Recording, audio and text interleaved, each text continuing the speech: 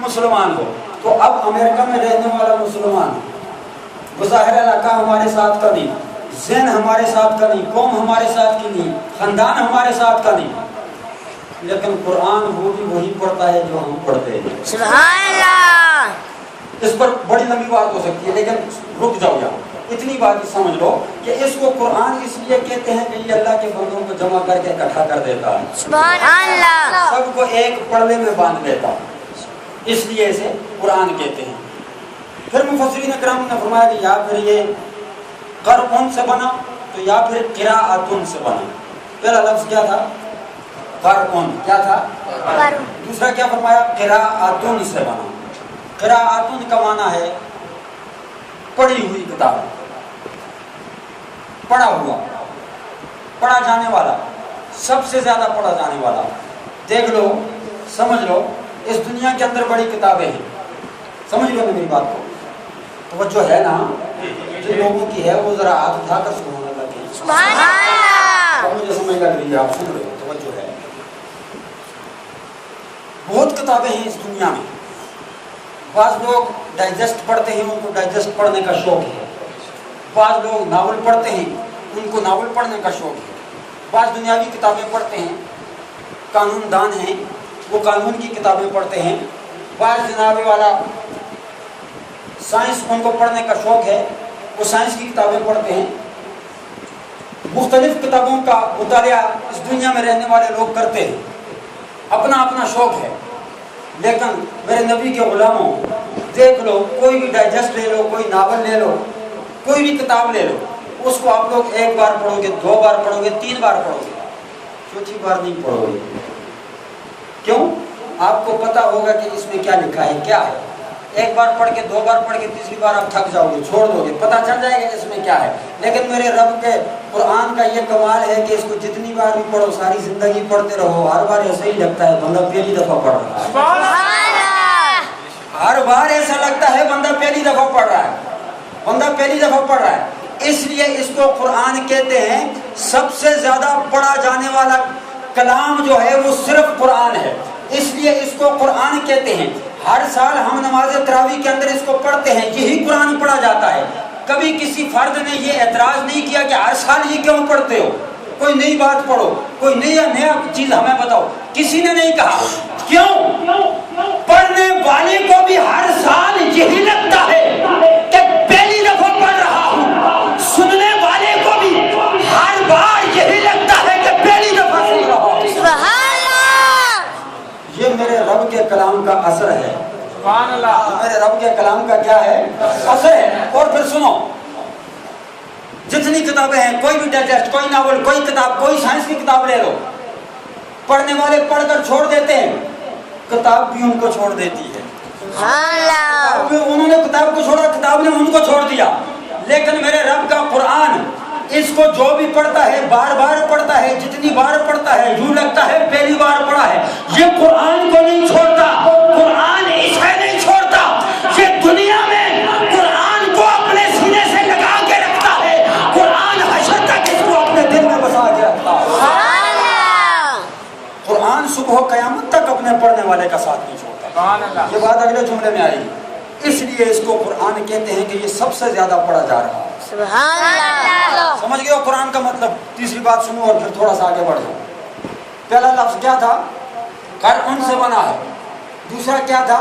قراءتن سے بنا ہے. اب تیسرا سنو اور بڑے محبت کے ساتھ سنو، بڑے مزے کا ہے، آپ کو سرور آ جائے گا. بعض مفسرین اکرام نے کہا کہ یہ قرنن سے بنا ہے. کس سے بنا ہے؟ قرنن سے بنا ہے. قرنن کا مطلب کیا ہے؟ ملنا.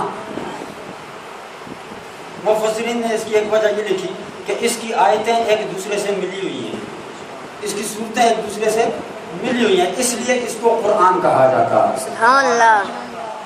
قرآن کا ایک معنی یہ ہے ساتھ رہنا. کیا معنی ہے؟ ساتھ رہنا. سست ہو گئے ہو، سستی چھا گئی ہے، تو جو ہے نا، ہاں، ایک معنی یہ ہے ساتھ رہنا. اب دیکھنا یہ ہے کہ قرآن کو قرآن کیوں کہتے ہیں، یہ کب تک ساتھ رہتا ہے، کب تک ساتھ رہتا ہے کہ یہ قرنن سے بنا ہے، اس کو قرآن کہتے ہیں. کب تک ساتھ رہتا ہے؟ فرمایا دنیا میں بھی ساتھ ہے، مسجد میں آؤ تو مسجد میں بھی ساتھ ہے، گھر میں جاؤ تو گھر میں بھی ساتھ ہے۔ جنہوں نے حفظ کر لیا ان کے تو ہر وقت ساتھ ہے، ان کے تو سنو مایوس نہیں ہونا، میں آپ کے ذوق کی بات بھی کرنے لگا ہوں، آپ یہ نہ سمجھنا کہ یہ تو حافظوں کی بات ہو رہی ہے۔ بھائی حافظوں کی تو ایک الگ شان اللہ اور اس کے رسول نے دی ہے، وہ تو ایک الگ مقام ہے، لیکن آپ لوگوں کا مقام بھی کچھ کم نہیں ہے۔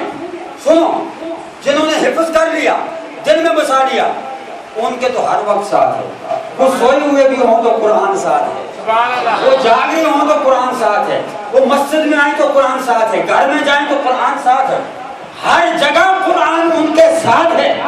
لیکن جو لوگ حفظ نہ کر سکے، حافظ قرآن نہ بن سکے، انہوں نے جناب والا صرف قرآن کو اللہ کا کلام سمجھا، اس پر اپنا عقیدہ اور ایمان رکھا، اس کو گھر میں رکھا، کبھی کبھی اٹھ کر صبح تلاوت کر لی، قرآن اس کے بھی ساتھ ہے۔ اور جتنی سورتیں اگر اور کچھ بھی نہ آئے تو سورہ فاتحہ اور سورہ اخلاص قل هو اللہ احد ہر مسلمان کو یاد ہوتی ہے، تو جس کو اتنا قرآن یاد ہے قرآن اس کے بھی ساتھ رہتا ہے، قرآن اس کے بھی ہمیشہ ساتھ رہتا ہے۔ کب تک ساتھ رہتا ہے؟ کب تک ساتھ رہتا ہے؟ بلند آواز سے سبحان اللہ، سبحان اللہ۔ میرے آقا صلی اللہ علیہ وسلم جب ایک غلام سفر پر جا رہا تھا تو کب تک ساتھ رہتا ہے؟ قرآن، توجہ کے ساتھ سنیے۔ چلتے چلتے رات ہو گئی تو ایک جگہ پر قیام کیا، خیمہ لگایا، رک گیا رات گزارنے کے لیے۔ کچھ رات گزری، بیتی رات، تو اچانک اس کے کانوں میں کچھ آواز آئی، بلند آواز سے کہنا، سبحان اللہ۔ اچانک اس کے کانوں میں کچھ آواز آئی، توجہ کے ساتھ جب وہ سننے لگا تو اسے یوں لگا کہ جیسے کوئی قرآن پڑھ رہا ہے۔ سبحان اللہ۔ کیا لگا؟ بلند آواز سے کہنا، قرآن پڑھ رہا ہے۔ بڑا اسے تعجب ہوا، حیران ہوا، صبح ہوئی، اٹھا اور میرے نبی کی بارگاہ میں گیا۔ سبحان اللہ۔ سبحان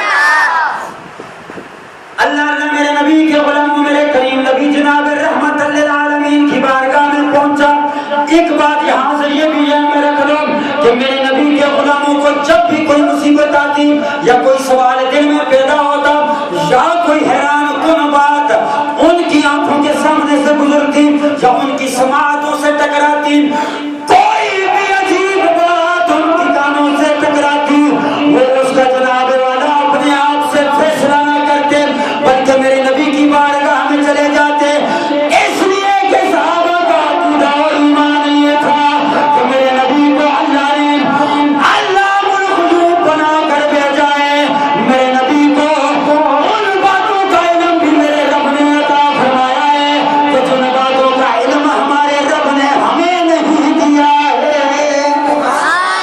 میرے نبی کا غلام میرے نبی کی بارگاہ میں گیا، عرض کیا ہاتھ جوڑ کر، یا رسول اللہ، یا حبیب اللہ، خدا کا امی و ابی، میرے ماں باپ آپ پر قربان ہو جائیں، حضور میں سفر پر گیا تھا، مجھے راستے میں رات ہو گئی، ایک جگہ میں نے خیمہ لگایا، جب رات گزر گئی، آدھی رات کا وقت ہے، میرے آقا میں نے اپنے کانوں سے سنا کسی کے پڑھنے کی آواز آ رہی تھی، کوئی جناب والا غیبانہ طور پر یہ پڑھ رہا ہے کہ تبارک الذی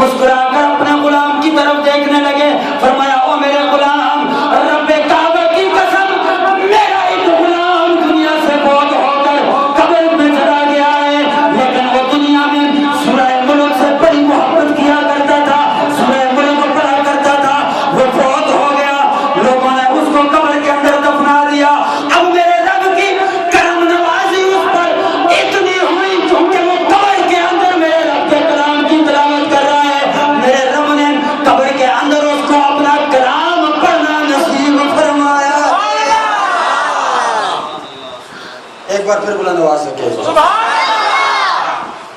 وہ قبر کے اندر سورہ ملک کی